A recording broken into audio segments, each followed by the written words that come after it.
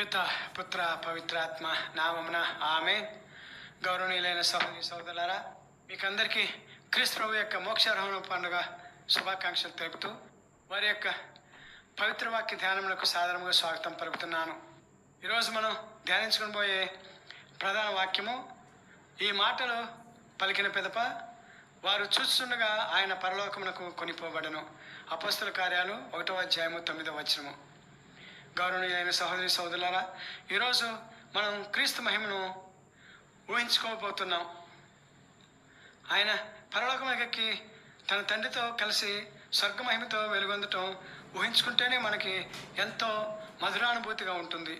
అలాంటిది మోక్షారోహణ పండుగ రోజు సాక్షాత్తు క్రీస్తు ప్రభు యొక్క శిష్యులు కల్లారా చూస్తుండగా క్రీస్తు ప్రభు ఏదో పెద్ద మేడలోకి మెట్లెక్కి వెళ్తున్నట్టుగా ఎంతో మహిమాన్వితమైనటువంటి తేజస్సుతో మోక్షారోహణం అవటం, శిష్యులు చూడటం ఎంత ధన్యత, ఎంత భాగ్యం. వారు ఎంతగా పరవశించిపోయి ఉంటారు, వారి యొక్క మనసులు ఎంతగా ఓలలాడి ఉంటాయో ఒకసారి ఊహించుకోండి. గౌరవనీయులైన సహోదరి సోదరులారా, క్రీస్తు ప్రభు యొక్క మోక్షారోహణపు పండుగ ఈరోజు సర్వ మానవాళికి ఎంతో గొప్ప సందేశాన్ని ఇస్తుంది. ఏమిటి ఆ సందేశం అంటే, క్రీస్తు ప్రభువుని విశ్వసించిన ప్రతి వ్యక్తికి మోక్షం ఉంటుంది అని దీని అర్థం. ఎందుకంటే మనం ఆయన శరీరం, ఆయన మన శిరస్సు కాబట్టి, శిరస్సు ఉన్న చోటే కదా మన శరీరం కూడా ఉంటుంది. అంటే శిరస్సు అయిన క్రీస్తు ప్రభు ఉన్న చోటే ఆయన శరీరం అయినటువంటి మనం కూడా ఉంటాము అని అర్థం. ఇది మనం ఎంతగానో జ్ఞాపకం తెచ్చుకోవాల్సిన విషయం, గౌరవనీయులైన సహోదరి సోదరులారా.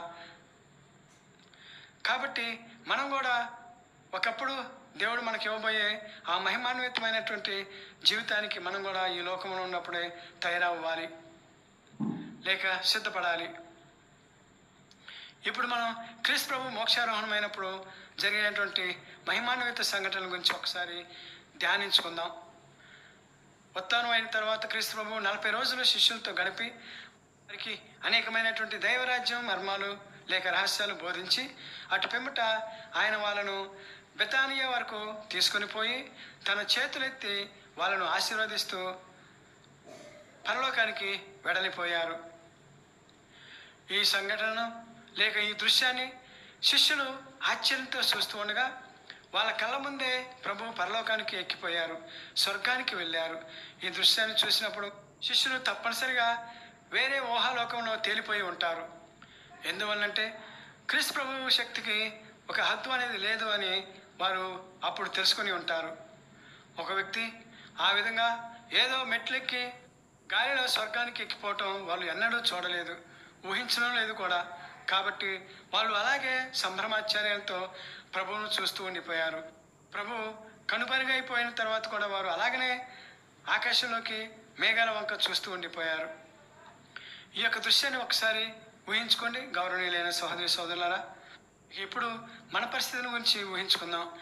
మన చూపులు ఎక్కడ ఉంటున్నాయి, మన హృదయం ఎక్కడ ఉంటుంది, మనం ఎవరిని చూస్తున్నాం, మన మనస్సు ఎవరి మీద కేంద్రీకృతమై ఉంటుంది, ఏ వస్తువుల మీద, ఈ లోకపు సంపదల మీద ఉంటుందో ఒకసారి మనం ఆత్మ పరిశీలన చేసుకోవాలి. మన యొక్క ఆలోచన, మన యొక్క తలంపు అంతా ఈ లోకం మీద ఉందా లేక క్రీస్తు ప్రభు మీద ఉందా ఒకసారి మనం అంతా ఆత్మ పరిశీలన చేసుకోవాలి. ఈ మనిషి యొక్క ఆలోచన విధానం ఎలా ఉంటుందో పౌలు గారు కొలస్సీలకు రాసిన పత్రిక 3వ అధ్యాయము 1వ వచనంలో ఎలా అంటున్నారు, మీరు క్రీస్తు లేవనెత్తబడినట్లయితే మీరు పరలోకమందలి వస్తువులను కాంక్షింపుడు.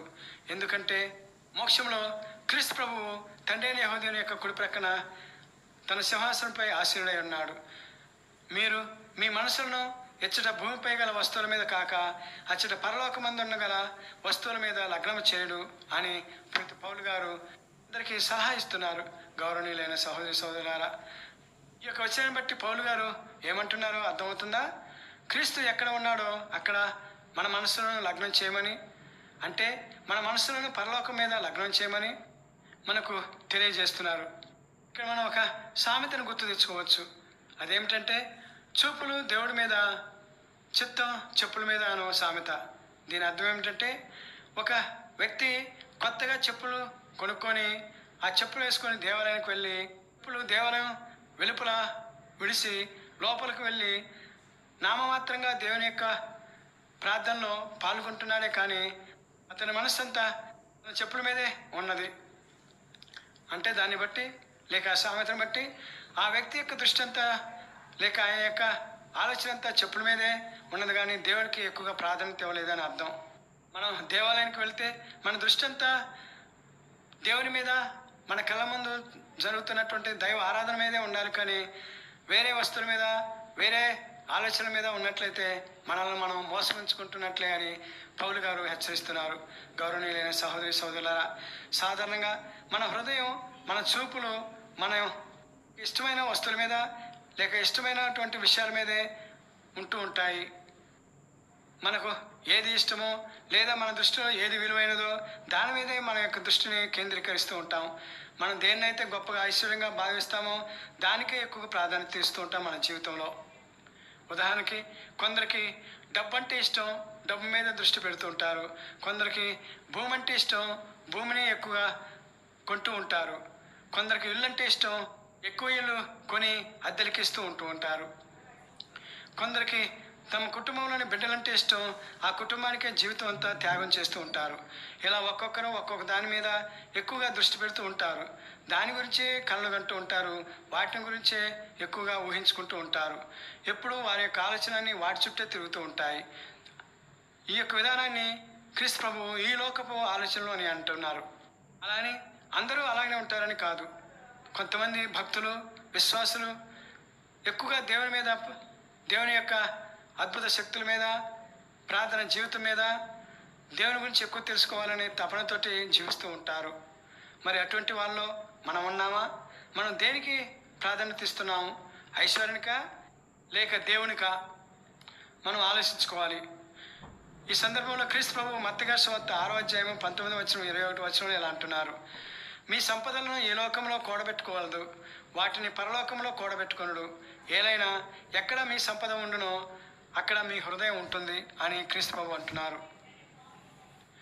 ఈ యొక్క వచనం ద్వారా క్రీస్తు ప్రభు మనకు పరలోకంలో మన యొక్క ఆస్తులను కూడబెట్టుకోమంటున్నారు. ఎందుకంటే పరలోక సంపద శాశ్వతమైనది, ఈ లోక సంపద నశించిపోయేది. అయితే ఈ సందర్భంలో మనకు భూలోక సంపద అంటే మనం కళ్ళారా చూస్తూ ఉంటాం, అనుభవిస్తుంటున్నాం కాబట్టి భూలోక సంపద అంటే ఏంటో తెలుస్తుంది. మరి పరలోక సంపద అంటే ఏంటి, అది ఎలా ఉంటుంది అని మనకు సందేహం రావచ్చు. పరలోక సంపద అంటే మనం పై వచనంలో చదువుకున్నట్లుగా క్రీస్తు ప్రభు గురించి తెలుసుకోవటం, క్రీస్తు రక్షకుడని విశ్వసించడమే పరలోక సంపద అని మనం గ్రహించాలి.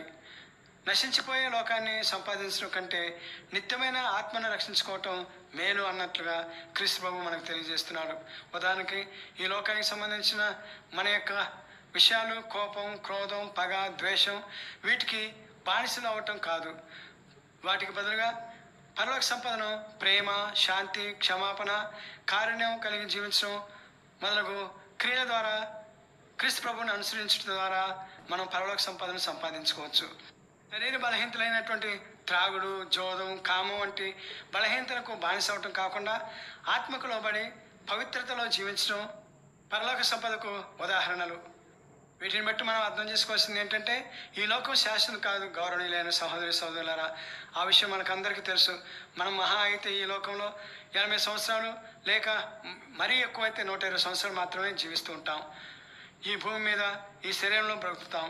ఆ తర్వాత మనం ఎక్కడికి బ్రతకాలి, మన యొక్క ఆత్మ పరిస్థితి ఏంటి అనే విషయాలు మనం ఎప్పుడు ఎక్కువగా ఆలోచించాం. కానీ ఆలోచించాలి అనేది క్రీస్తు ప్రభువు ఈరోజు సువార్త ద్వారా నొక్కి వక్కానిస్తున్నారు. మట్టి నుంచి సృష్టించబడినటువంటి మన శరీరం మరణించిన తర్వాత మట్టిలోనే పోతుంది. కానీ మనలో ఉన్నటువంటి దేవుని ఆత్మ దేవుని వద్దకు వెళ్ళాలి. కాబట్టి దేవుడు ఉన్నంతకాలం ఆ ఆత్మ మనలో ఉంటుంది. మరి ఆ ఆత్మ ఎలా ఉండాలి? మహిమలో ఉండాలి, దేవునిలో ఉండాలి, దేవునితో ఉండాలి. కాబట్టి మన ఆత్మను ఎలా ఉంచుకోవాలి అంటే మహిమాయుతంగా ఉంచుకోవాలి. కాబట్టి మన సంపదను పరలోకంలో కూడబెట్టుకుంటా ఇది ఎంతో ఉపయోగకరమైనటువంటి సందేశం. గౌరవనీయులైన సహోదరి సహోదరులారా, అందుకే ప్రభు అలా అన్నారు. ఇక ఈరోజు సువార్త విషయానికి వచ్చినట్లయితే అగస్తిన్ గారు ఇలా అంటున్నారు: నేడు క్రీస్తు స్వర్గానికి ఎక్కి వెళ్ళారు, మన హృదయాలు కూడా ఆయనతో స్వర్గానికి వెళ్ళాలి అని చెప్తున్నారు. క్రీస్తు ప్రభు మన సంపద అయితే మన హృదయాలను ఆయనతో ఉంచడానికి ప్రయత్నం చేయాలి. ఇప్పటివరకు మనం నేర్చుకున్నటువంటి మోక్షారోహణ యొక్క సందేశాన్ని బట్టి చూసినట్లయితే మనకు 6 ముఖ్యమైనటువంటి రహస్యాలను లేక అంశాలను తెలియజేస్తుంది. వాటిలో మొదటి ఏమిటంటే క్రీస్తు ప్రభు మోక్షానికి వెళ్తున్నారు. వాస్తవానికి క్రీస్తు ప్రభుకి మోక్షారోహణం లేక మోక్షము కొత్తదేమి కాదు. ఎందువల్లంటే ఇప్పుడు క్రీస్తు ప్రభు ఎక్కడి నుంచి వచ్చారో అక్కడికే వెళ్ళారు. ఉత్థానమైన పిదప 40 రోజులు శిష్యులతో గడిపిన క్రీస్తు ప్రభు ఈరోజు పరలోకానికి ఎక్కి వెళ్తున్నారు. అయితే 40 రోజుల తర్వాతే క్రీస్తు ప్రభు ఎందుకు మోక్షానికి వెళ్తున్నారు అని సందేహం వచ్చినట్లయితే దానికి సమాధానం, దేవుని దృష్టిలో 40 అనేది పరిపూర్ణమైన సంఖ్యను పరిశుద్ధ గ్రంథంలో చాలాసార్లు మనం చదివే ఉంటాం. ఉదాహరణకు చూసినట్లయితే దేవుడు 40 సంవత్సరాలు ఇజ్రాయేల్ ప్రజలను ఎడారిలో నడిపించారు. ఆ 40 సంవత్సరాల్లో అంతా నూతనంగా తయారవుతూ వచ్చారు. వారు ఐగుప్తు దేశం నుండి బయలుదేరిన వాళ్ళలో ఎవరైతే దేవునికి ఎదురు తిరిగారో వాళ్ళందరూ ఎడారిలోనే చనిపోయారు. దేవునితో ఉన్న వాళ్ళే వాగ్దాన భూమిలోనికి అడుగుపెట్టారు. అలాగే 40 రోజులు ఉత్థాన క్రీస్తు గడిపిన శిష్యులు నూతన వ్యక్తులుగా తయారయ్యారు. ఇక వాళ్ళు ప్రభువు కోసమే జీవిస్తే విధంగా క్రీస్తు ప్రభు వారిని తయారు చేశారు. మనం ప్రభువులో ఉంటే మన జీవితాన్ని కూడా ఒకసారి ఉదాహరణగా తీసుకున్నట్లయితే అలాగనే తయారయ్యే అవకాశం ఉంటుందని మనం చెప్పుకోవచ్చు. గౌరవనీయులైన సహోదరి సహోదరులారా, పరలోకానికి చెందిన వాళ్ళుగా తయారవుతాం. ఎన్ని కష్టాలు వచ్చినా, ఎన్ని దుఃఖభరితమైనటువంటి సంఘటనలు జరిగినా మనం క్రీస్తు ప్రభువును వదలవద్దు. ఆయన మనల్ని తనతో తోడుకొని వెళ్తారు. ఎందువల్లంటే మోక్షారోహణం మనకు క్రీస్తు ప్రభువు ఇచ్చే గొప్ప భాగ్యం. ప్రభు యొక్క ఉత్థానం విషయంలో రెండవ రహస్యం ఏమిటంటే క్రీస్తులో ఉన్న వాళ్ళు ఆయన వలె మోక్షారోహణకి వెళ్తారని, క్రీస్తు ఉన్న వాళ్ళు ఆయనతో పాటు మోక్షంలో తమ సింహాసనంపై ఆశీనులు అవుతారని, క్రీస్తు ప్రభు చెందిన వాళ్ళు ఆయన వలె రాజ్యపాలన చేస్తారు అని దీని యొక్క మర్మం. క్రీస్తు ప్రభు యొక్క మోక్షారోహణం మరొక సందేశాన్ని కూడా ఇస్తుంది. గౌరవనీయులైన సహోదరి సహోదరులారా, అదేమిటంటే మన పరలోక తండ్రి అయిన దేవుని మనం తప్పక కలుసుకుంటామని దీని అర్థం. కలంతకాలం తండ్రి గృహంలో మనం నివసిస్తామని దీని అర్థం. ప్రభు అలా మాట ఇచ్చారు కదా. యోహాను గారి సువార్త 14:3 నేను ఉండు స్థలముననే మీరును ఉండునట్లు మిమ్మల్ని నా యొద్దకు చేర్చుకొని పోదును అని అన్నారు కదా. ఈ వచనం ప్రకారము అది రుజువు అవుతుంది. కాబట్టి ప్రతి క్రైస్తవుడు నేను ఖచ్చితంగా మోక్షానికి వెళ్తాను, పరలోక తండ్రిని కలుసుకుంటాను, ఆయనతో సింహాసనంపై కూర్చుంటాను, ఏళ్ళ పాలనలో దేవునితో నేను భాగం పంచుకుంటాను అని ఖచ్చితత్వమైనటువంటి విశ్వాసంతో ఉండాలి అనేది ఈనాటి సందేశంలోని అంతరార్థం. ఇక మోక్షారోహణంలోని 3వ రహస్యం ఏమిటంటే ఈ రోజుతో క్రీస్తు ప్రభు యొక్క మానవ అవతారం అంతమవుతుంది. అంటే ఇక నుంచి క్రీస్తు ప్రభు మన కళ్ళకు శారీరకంగా కనిపించరు, భౌతికంగా మన మధ్య ఉండరు. అయితే వాస్తవం ఏమిటంటే ఆత్మీయంగా ఆయన ఎప్పుడూ మనతోటి ఉంటారు అని క్రీస్తు ప్రభువే మత్తయి గారి సువార్త 28:20 ఇలా అంటున్నారు, ఇదిగో లోకాంతం వరకు సర్వదా నేను మీతో ఉన్నాను. ఈ వచనాన్ని బట్టి మనం అర్థం చేసుకోవాల్సినటువంటి విషయం ఏమిటంటే గౌరవనీయులైన సహోదరి సహోదరులారా, క్రీస్తు ప్రభు ఎప్పుడూ మనతోనే ఉన్నారు.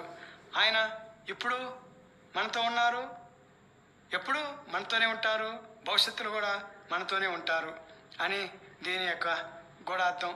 ఆయన మన కళ్ళకు కనిపించకపోవచ్చు, కానీ మన జీవితంలో జరిగే కొన్ని సందర్భాల్లో మన హృదయం ఉప్పొంగిపోయేంత ఆనందదాయకమైనటువంటి సందర్భాల్లో దేవుడు మనతో ఉన్నారనే అనుభూతిని మనం పొందుతూ ఉంటాం. ఇది క్రీస్తు ప్రభు నిరంతరం మనతో ఉంటున్నారు అని చెప్పడానికి ఒక దైవ రహస్యం లేక ఈనాటి సందేశంలోని 3వ విషయము. ఇక 4వ విషయానికి వచ్చినట్లయితే క్రీస్తు ప్రభు ఆయన స్థాపించిన సంఘానికి శిరస్సుగాను మనము ఆయన యొక్క దేహంగాను ఈ రోజు నుంచి క్రీస్తు ప్రభు నూతన రూపాన్ని తీసుకుంటున్నారు. దీన్ని మనం ఇంకా కూలంకషంగా అర్థం చేసుకున్నట్లయితే శిరస్సు అంటే క్రీస్తు ప్రభువు, శరీరం అంటే క్రీస్తు అనుసరులు, అంటే ప్రతి విశ్వాసిను లేక తిరుసభలో ఉన్నటువంటి ప్రతి సభ్యుడును. ఈ విషయాన్ని మనం పౌలు గారు ఎఫెసీయులకు రాసిన పత్రిక 1:22-23 మనం చదువుతాం.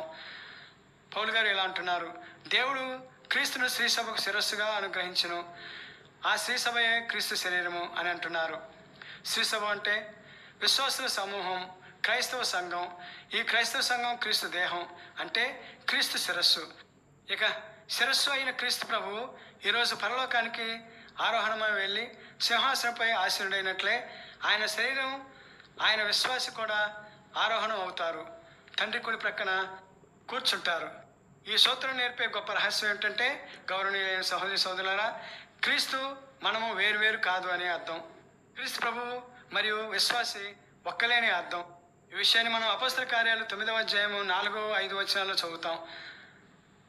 దాని సందర్భం ఏమిటంటే, సౌలు దమస్కు నగరానికి వెళ్తున్న సమయంలో క్రీస్తు ప్రభువు సౌలుతో ఇలా అన్నారు, సౌలు సౌలు నీవేళ నన్ను హింసిస్తున్నావు అన్న స్వరం సౌలు విన్నారు. ప్రభు మీరెవరు అని సౌలు ప్రశ్నించినప్పుడు క్రీస్తు ప్రభువు నీవు హింసిస్తున్న యేసును నేనే అని ప్రభువు జవాబు ఇచ్చారు. గౌరవనీయులైన సహోదరి సహోదరులారా, ఈ వచనాన్ని బట్టి మనం ముందుగానే చెప్పుకున్నట్లుగా క్రీస్తు ప్రభువు విశ్వాసి వేరు కాదని దీని యొక్క భావం. సౌలు హింసిస్తున్నది విశ్వాసులు కదా, మరి నీవు హింసిస్తున్న యేసు నేనే అని ప్రభు ఎందుకు అంటున్నారు అంటే దాని అర్థం ఏంటి మనం అర్థం చేసుకోవాలి. క్రీస్తు ప్రభువు మరియు విశ్వాసులు వేరు కాదని దాని యొక్క అర్థం. ప్రతి విశ్వాసి క్రీస్తు యొక్క శరీరం అని దీని అర్థం. ఇక మనం అటువంటప్పుడు విశ్వాసం లేకుండా క్రీస్తు ప్రభు ఎలా ఉంటారు? దేహం లేకుండా ఉత్తి శిరస్సు ఎక్కడైనా ఉంటుందా? మరి ఆలోచించండి గౌరవనీయులైన సహోదరి సోదరులారా. చూడండి, క్రీస్తు ప్రభు పాపులమైన మనకు ఎంత గొప్ప స్థానాన్ని ఇస్తున్నారో. అంటే విశ్వాసం లేకుండా నేను లేను అని క్రీస్తు ప్రభువే స్వయం అంటున్నారు పౌలు గారితో. ప్రభు అయితే అలా అనుకుంటున్నారు, నేను విశ్వాసి ఒకటేనని. మరి విశ్వాసమైన మనం అనుకుంటున్నామా అలాగా? గౌరవనీయులైన సహోదరి సోదరులారా, నేను క్రీస్తు ఒకటే అని ఎప్పుడైనా మనం అనుకున్నామా? ఆయనతో కలిసి నడుస్తున్నామా? ఆయన మనతో చెప్పే ప్రతి పని మనం చేస్తున్నామా? మన జీవితంలో నిర్ణయాలు ఎవరు తీసుకుంటున్నారు? క్రీస్తు ప్రభువా లేక మనమా? క్రీస్తు మన శిరస్సు అయినట్లయితే మన జీవితాలకు సంబంధించినటువంటి ప్రతి నిర్ణయం క్రీస్తు ప్రభువే తీసుకోవాలి. మరి ఈ విషయాన్ని మనం తెలుసుకుంటున్నామా గౌరవనీయులైన సహోదరి సోదరులారా? మరి ఇలా తెలుసుకున్నట్లయితే మన జీవితంలో చాలాసార్లు తీసుకుంటున్న నిర్ణయాలు ఎందుకు ఓడిపోతున్నాయి? ఎందుకు తప్పు మార్గంలో నడుస్తున్నాం అంటే దీని అర్థం మనం క్రీస్తు ప్రభు యొక్క తోడ్పాటు లేకుండా సొంత నిర్ణయాలు తీసుకుంటున్నామని దీని అర్థం. కాబట్టి ప్రభువుకు చెప్పకుండా మనం ఏ నిర్ణయం చేయకూడదు. కానీ కొన్ని పర్యాయాలు ప్రభువుకు చెప్పి నిర్ణయాలు తీసుకున్నా మనం అనుకున్నది జరగకపోవచ్చు. అయితే ఆ సందర్భంలో మనం ఒకటి గమనించాలి, అదేమిటంటే మనలో సంతోషం ఉంటుంది, ప్రశాంతత ఉంటుంది. అనుకున్నది జరగకపోయినా దిగులు ఉండదు. అంతా ప్రభువు తెలిపిందే జరిగింది కాబట్టి, అంతా ఆయనే చూసుకుంటున్నారు కాబట్టి. ఉదాహరణకు చూడండి, అపొస్తలుల కార్యాలు 5వ అధ్యాయం 41వ వచనంలో వారు క్రీస్తు ప్రభువు గురించి బోధిస్తున్నప్పుడు ఎన్నో కొరడా దెబ్బలు తిన్నారు. అయినప్పటికీ కూడా వారు అవమానంగా భావించలేదు. ఎందువల్లంటే అది క్రీస్తు దేవుడు నిర్ణయించుకున్నటువంటి కార్యం కాబట్టి. అందువల్లనే వారు ఆ కష్టాల్లో కూడా సంతోషాన్ని అనుభవించారు. ఎందువల్లంటే వారు ప్రభు కోసం ఆ పని చేశారు కాబట్టి, అంతా ప్రభుకే అర్పించుకున్నారు కాబట్టి. ఒకసారి మనం కూడా అలాగనే ప్రశ్నించుకుందాం గౌరవనీయ సహోదరి సహోదరులారా. మనం ఎప్పుడైనా నేను ఇప్పుడు ఏం చేయాలి, ఈరోజు ఏం పని చేయాలి, మీ చిత్తానుసారంగా నేను జీవించే భాగ్యాన్ని ఇవ్వమని మనం ఒకసారి ఎప్పుడైనా మనం నిర్ణయాలు తీసుకునే ముందు క్రీస్తు ప్రభువుని అడిగామా గౌరవనీయులైన సహోదరి సహోదరులారా? కానీ ఎప్పటివరకు అడగపోయినట్లయితే ఎక్కడి నుంచైనా అడగటానికి ప్రయత్నించేద్దాం. ఎందువల్లంటే అలా చేయటంలో ఎంతో ఆనందం ఉంటుంది. ఎందువల్లంటే దైవ చిత్తాన్ని అనుసరించడంలో మానవుని యొక్క ఆనందం వర్ణనాతీతంగా ఉంటుంది. ఇక క్రీస్తు ప్రభు యొక్క మోక్షారోహణంలో 5వ విషయానికి వచ్చినట్లయితే, క్రీస్తు ప్రభు ఈ భూలోకంలో ఉన్నప్పుడు చేసినటువంటి పనులను ఆయన తదుపరి శిష్యులు దాన్ని కొనసాగించాలి. అది ఎలా సాధ్యమంటే శిష్యులను చూసిన వాళ్లకు ఆ శిష్యులలో క్రీస్తు కనిపించాలి. ఇక జీవించినది నేను కాదు, క్రీస్తే నా యందు జీవిస్తున్నాడు అని పౌలు గారు అన్నట్లుగా జీవించాలి. అవును గౌరవనీయులైన సహోదరి సహోదరులారా, మన జీవితాలు కూడా ప్రభు జీవితం లాగానే కొనసాగాలి. పేతురును చూడండి, ఆయన అచ్చం మన ప్రభు చేసినట్లే చేశారు. క్రీస్తు ప్రభువు మరణించిన తర్వాత వీరు బోధించడం ప్రారంభించిన తర్వాత, ఉదాహరణకి పేతురు చేసిన స్వస్థతలు చూస్తే అలాగనే మనకి అనిపిస్తుంది. పేతురు గారు మరియు శిష్యులు చేసిన ప్రతి పనిలోనూ ప్రభు సజీవంగా ఉన్నట్లు ప్రతిబింబిస్తారు. ఉదాహరణకు లిద్దా అనే ఊరిలో 8 సంవత్సరాలుగా పక్షవాత రోగంతో బాధపడుతున్నటువంటి వాడిని పేతురును బాగు చేసిన విధానాన్ని చూద్దాం. పేతురు అతడి దగ్గరకు వెళ్ళి, ఏనియా, నీవు లేచి నీ పడకను ఎత్తుకొని అని చెప్పగా అతడు వెంటనే లేచి వెళ్ళాడు. ఈ విషయాన్ని మనం అపొస్తలుల కార్యాలు 9వ అధ్యాయము 33, 34 వచనాల్లో చదువుతాం. ఈ సంఘటన చూస్తుంటే బెత్సదా కొనరసంత 38 సంవత్సరాలు పక్షవాత రోగంతో బాధపడుతున్న వాడిని ప్రభువు స్వస్థపరిచిన తీరును మనం గుర్తు చేస్తుంది. యోహాను సువార్త 5వ అధ్యాయము 5వ వచనం నుంచి 9వ వచనం చెప్పిన విధంగా. అలాగే యొప్పాలో మరణించినటువంటి తబీత అను ఒక భక్తురాలిని పేతురు బ్రతికించిన విధం మనకు ప్రభువును గుర్తు చేస్తుంది. ఆ సంఘటన ఏమిటంటే, తబీత జబ్బు చేసి మరణించింది. ఆమెకు స్నానం చేయించి ఒక గదిలో ఉంచారు. పేతురు రాగానే వాళ్ళు అతన్ని గదిలోకి తీసుకువెళ్ళి చనిపోయిన ఆమె మృతదేహాన్ని చూపించారు. అప్పుడు పేతురు గారు ఆ గదిలోకి వెళ్ళి వాళ్ళందరినీ బయటకు పంపించి మోకరిల్లి ప్రార్థించి, తబీత లెమ్ము అన్నాడు. మరణించిన ఆమె వెంటనే లేచి కూర్చుంది. ఆమె లేచి నిలబడటానికి పేతురు గారు సహాయపడ్డారు. ఈ యొక్క అద్భుత కార్యాలు మనం అపొస్తలుల కార్యాలు 9వ అధ్యాయము 37 వచనం నుంచి 41 వచనంలో మనం చదువుతాం. ఈ ఘటన ప్రభు యాయీరు కుమార్తెను బ్రతికించిన ఘటన మనకు గుర్తు చేస్తుంది.